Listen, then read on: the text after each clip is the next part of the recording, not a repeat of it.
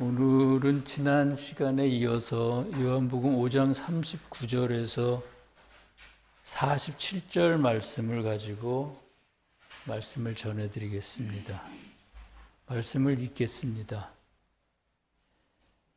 너희가 성경에서 영생을 얻는 줄 생각하고 성경을 연구하거니와 이 성경이 곧 내게 대하여 증언하는 것이니라. 그러나 너희가 영생을 얻기 위하여 내게 오기를 원하지 아니하는도다. 나는 사람에게서 영광을 취하지 아니하노라. 다만 하나님을 사랑하는 것이 너희 속에 없음을 알았노라. 나는 내 아버지의 이름으로 왔음에 너희가 영접하지 아니하나 만일 다른 사람이 자기 이름으로 오면 영접하리라. 너희가 서로 영광을 취하고 유일하신 하나님께로부터 오는 영광은 구하지 아니하니 어찌 나를 믿을 수 있느냐? 내가 너희를 아버지께 고발할까 생각하지 말라. 너희를 고발하는 이가 있으니 곧 너희가 바라는 자 모세니라. 모세를 믿었더라면 또 나를 믿었으리니 이는 그가 내게 대하여 기록하였음이라. 그러나 그의 글도 믿지 아니하거든 어찌 내 말을 믿겠느냐 하시니라. 세교의 가르침 계시록 해설 186에 11항에 있는 말씀을 소개해 드립니다. 생명은 주님을 뜻하고 그분으로부터의 구원과 천국을 뜻합니다. 그 이유는 생명에 속한 모든 것은 오직 하나의 원천에서 나오는데 그 하나의 원천이 주님이시기 때문입니다. 반면에 천사와 사람은 주님으로부터 생명을 받는 그릇일 뿐입니다.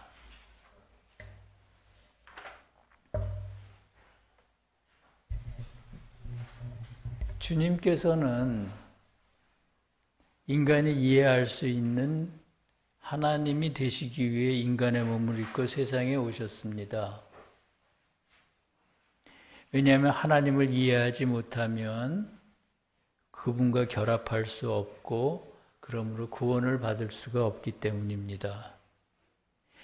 주님이 대중 앞에 나타나셨을 때 유대인들은 주님을 메시아라고 생각했습니다. 그래서 주님이 가시는 데마다 구름처럼 사람들이 몰려들었습니다. 그러나 주님은 그들이 원하는 메시아가 아니었습니다. 그들이 원하는 메시아는 어떤 사람이었을까요?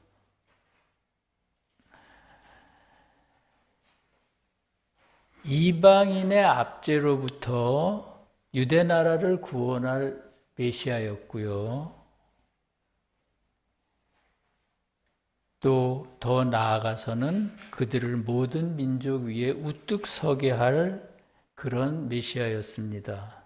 어느 시대든 사람들은 그런 꿈을 꿉니다. 자기 나라를 세상의 어떤 나라보다 힘있고 행복할 한 나라로 만들어주는 메시아가 나타나는 꿈입니다.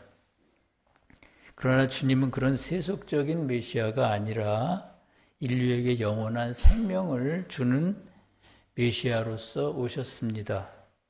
그런 이유로 유대의 지도자들은 주님을 위험한 존재로 여겼습니다. 왜냐하면 그들이 누렸던 세속의 안락한 삶과 특권이 주님으로 인해 잃어버릴 수도 있다고 생각했기 때문입니다. 그래서 그들은 주님을 하나님의 아들로 인정하지 않았을 뿐만 아니라 심지어 제거하려고 했습니다. 주님은 그런 유대인들을 향해 이렇게 말씀하십니다. 본문 39절에서 40절 말씀입니다. 너희가 성경에서 영생을 얻으려 하고 이 성경이 내게 대하여 증언함에도 너희가 영생을 얻기 위하여 내게 오기를 원하지 아니하는도다. 사람들이 성경을 읽고 공부하는 건 말씀 가운데 임재해 계신 하나님으로부터 영생의 도를 깨우치기 위해서입니다. 그러나 주님께서 사람들 앞에 나타나셨을 때 주님께 나와 영생의 도를 배우려는 사람들이 그렇게 많지 않았습니다. 그렇다면 주님을 따랐던 수많은 무리들은 어떤 사람입니까? 그들 중 대부분은 주님에 의해 병자가 치유되고 죽었던 자가 살아나는 기적을 보기 위해 온 것이었습니다. 그와 같은 사실은 주님께서 십자가 위에서 운명하실 때 주님과 함께 했던 사람이 사도 요한과 몇몇 여인뿐이었다는 사실로 알 수 있습니다. 왜 그런 일이 일어났을까요? 그 이유에 대해서 주님께서는 너희 속에 하나님을 사랑하는 것이 없기 때문이다 라고 말씀하십니다. 우리 마음 가운데 하나님에 대한 사랑이 있을 때 주님은 그 사랑을 통해 오셔서 당신이 왜 하나님이신지, 영생은 무엇이고 어떻게 하면 영생을 얻을 수 있는지를 아주 자세하게 가르쳐 주십니다. 반대로 하나님을 사랑하지 않는 사람은 하나님을 향해 문을 닫아 건 것과 같아서 말씀이신 주님으로부터 아무것도 배울 수가 없습니다. 하나님과의 교통이 전혀 이루어지지 않기 때문이죠. 그래서 그들은 주님을 믿지 않았던 겁니다. 그렇다면 주님을 사랑하지 않으면 그들은 누구를 사랑했을까요? 자기 자신과 세상을 사랑했습니다. 그것은 마치 빛이 없는 곳에 어둠이 있는 것과 마찬가지입니다. 본문 41절과 43절은 그들에 대해 사람에게서 영광을 취하는 자, 그리고 자기 이름으로 오는 자를 영접하는 자라고 말했습니다. 그러니까 주님을 사랑하지 않고 자기 자신을 사랑하는 사람은 사람에게서 영광을 취하는 자이고요. 자기 이름으로 오는 자를 영접하는 자라는 겁니다.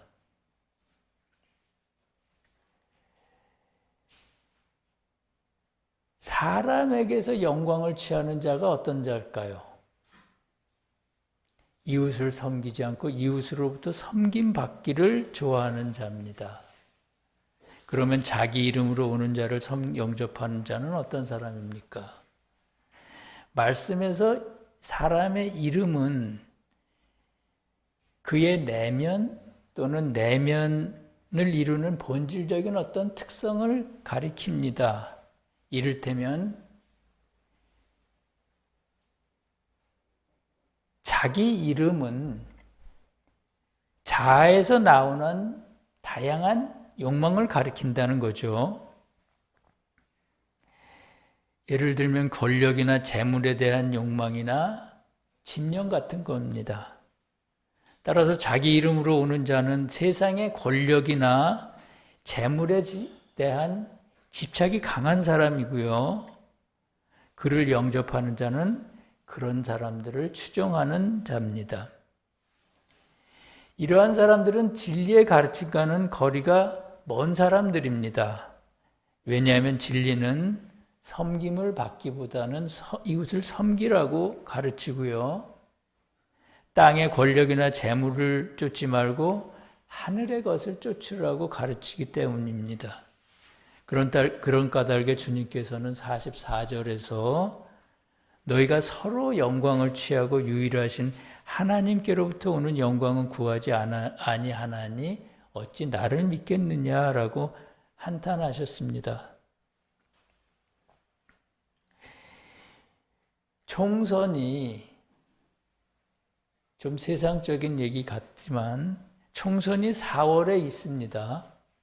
그래서 요즘 정가가 아주 부산합니다.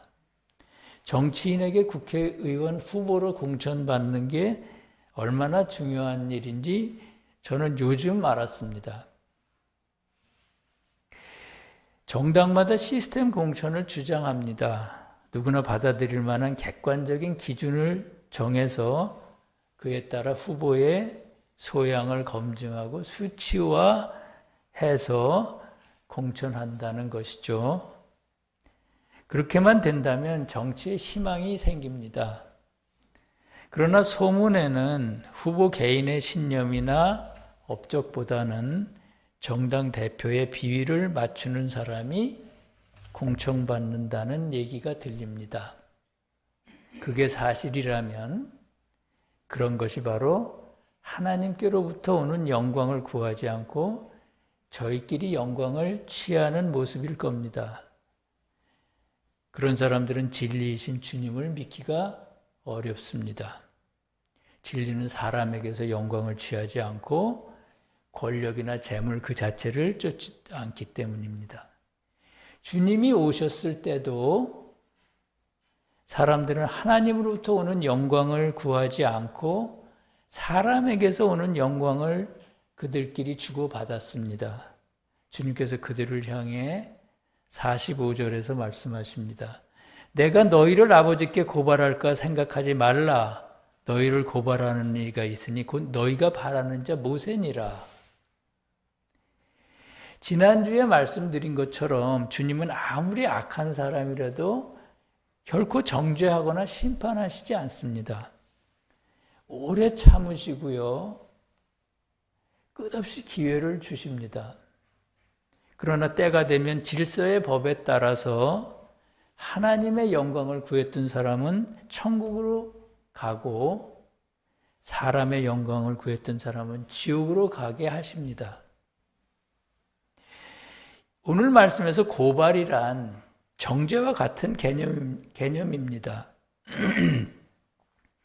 즉 마지막 심판 때 각자가 살아온 행적에 따라 죄인에게는 죄가 있다고 판단하는 것이 정죄이며 고발입니다.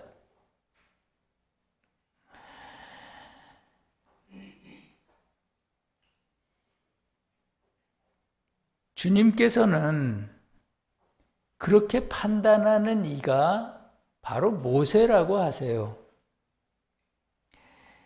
주님께서는 모세를 통해 십계명을 선포하셨으며 그 밖에도 율법과 정의와 규례라 칭하는 하나님의 법들을 기록하게 하셨기 때문입니다.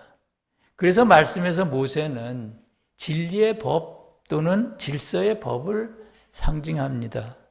주님께서 모세를 통해 고발하신다고 한 것은 바로 그런 이유 때문입니다. 정죄가 질서의 법에 따라 이루어진다고 하지만 사실은 개인의 삶에 전적으로 근거한 것입니다. 그러므로 다른 누구를 원망할 일은 아닙니다. 우리 자신의 문제 때문에 정죄받을 사람은 정죄를 받는다는 것이죠.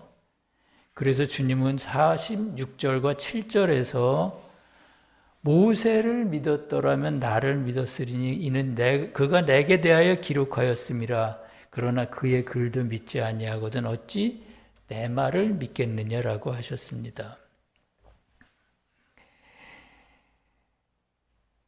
모세가 기록한 구약의 법을 주님 당시의 사람들은 정확하게 알지 못했습니다. 왜냐하면 주님이 오신 다음에야 그 내적인 의미들이 밝혀졌기 때문입니다. 그래서 주님께서는 그들이 아는 모세는 참된 진리이신 주님, 내적 진리가 충만한 말씀이신 주님에 비해서는 많이 부족한 진리라고 생각하셨던 것 같습니다. 그래서 모세를 믿었더라면 적어도 모세가 기록한 말씀의 외적 의미를 순수하게 받아들였다 하더라도 내 말을 믿었을 것이라고 하십니다. 그런데 유대인들은 어떻습니까? 모세의 말씀, 모세가 기록한 십계명의 말씀 중에서도 자기에게 유익한 것만, 세속의 삶에 필요한 것만 받아들였습니다. 그래서 결과적으로는 주님이 오셨을 때 주님을 믿지 않은 것입니다. 모세가 기록한 말씀에는 많은 것들이 주님과 관련이 있습니다. 이를테면 번제와 희생의 제사와 관련된 여러 가지 규례들이 있는데 그것은 특히 주님의 영화를 나타내는 것입니다. 그런 이유로 주님은 모세를 믿었더라면 나를 믿었을 것이다. 그가 내게 대하여 기록하였다라고 말씀하셨습니다. 사랑하는 성도 여러분, 주님은 인간을 심판하러 오신 게 아니라 영원히 사는 길을 알려주시기 위해 오셨습니다. 그런데도 사람들은 자기 욕심대로 사느라고 주님을 믿지 않았습니다. 주님께서는 그런 사람들을 하나님의 영광을 구하지 않고 사람에게서 영광을 취하는 자라고 하시며 탄식하셨습니다. 하나님이 주시는 영광 또는 명예란 어떤 걸까요? 주님을 경외하는 마음이고요. 이웃에 대한 사랑입니다. 주님을 공경하고 두려워한다면 이웃을 사랑하지 않을 수가 없습니다. 왜냐하면 마태복음 25장에서 주님께서 이르시길 내 형제 중에 지극히 작은 자 하나에게 한 것이 곧 내게 한 것이라고 말씀하셨기 때문입니다. 이웃을 사랑하는 일이 참으로 어려운 일입니다. 입으로는 간단하게 말할 수가 있고 또 세교에서는 특히 매일같이 그 얘기를 하죠. 그러나 이게 보통 어려운 일이 아닙니다. 내 스스로 아무것도 아닌 게 되어야 합니다. 그래야 이웃을 사랑할 수가 있습니다. 사람들은 다 각자의 기준으로 이웃을 사랑하려고 합니다. 그러나 그래서는 진정으로 이웃을 사랑할 수가 없습니다. 자기의 기준이라는 것이 결국은 자아사랑이기 때문입니다. 그러므로 이웃에게 허물이 다소 있더라도 그냥 덮어주고 모르는 척 사랑해야 합니다. 기억해내서는 안 됩니다. 어떤 의미에서는 이웃과 우리의 관계는 사랑하는 관계이기는 하지만 서로 견뎌야 하는 관계입니다. 그래야 서로 성장할 수가 있습니다. 그렇게 내가 죽어야 주님으로부터 생명을 얻어서 살아날 수가 있습니다. 그러므로 그것은 인간의 힘으로는 할 수 없고요. 생명 자체이신 주님으로부터만 할 수 있는 일입니다. 그래서 주님께서는 이렇게 말씀하십니다. 세상은 다시 나를 보지 못할 것이로되 너희는 나를 보리니 이는 내가 살아있고 너희도 살아있겠음이라. 아멘.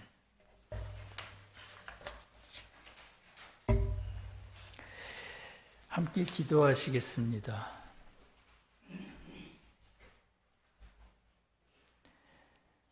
사랑의 주님, 성도들이 새로운 마음으로 주님 앞에 모인 것을 감사드립니다. 봄을 시샘하듯 며칠간 바람이 많이 불었습니다. 추운 겨울을 지내며 마음속에서 먼지들이 많이 쌓였을 겁니다. 그런 것들을 바람과 함께 날려보내고 올 봄에는 몸과 마음이 청결해지기를 원합니다. 주님께서는 저희들의 부활이요 생명이십니다. 저희로 하여 생명이신 주님께 단단히 붙어있게 하시고 그리하여 매일같이 살아나게 하옵소서. 오늘 말씀을 통해 한 가지 또 배운 것은 주님을 경외하고 이웃을 사랑하는 것이 생명이며 영광이라는 것이었습니다. 생각해 보면 이웃을 사랑하는 게 말처럼 쉬운 일이 아닙니다. 권력이나 재물을 가졌다고 되는 것이 아니고요. 나를 죽여야만 하는 일입니다. 어떻게 보면 어떻게 해야 나를 죽일 수 있는지 주님 지혜와 의지를 주시옵소서. 그래서 매일 나를 돌아보면서 잘못된 성향이나 습성들을 고쳐나가도록 도와주시옵소서. 나라와 권세와 영광이 우리 주님께 영원히 있사옵나이다. 아멘.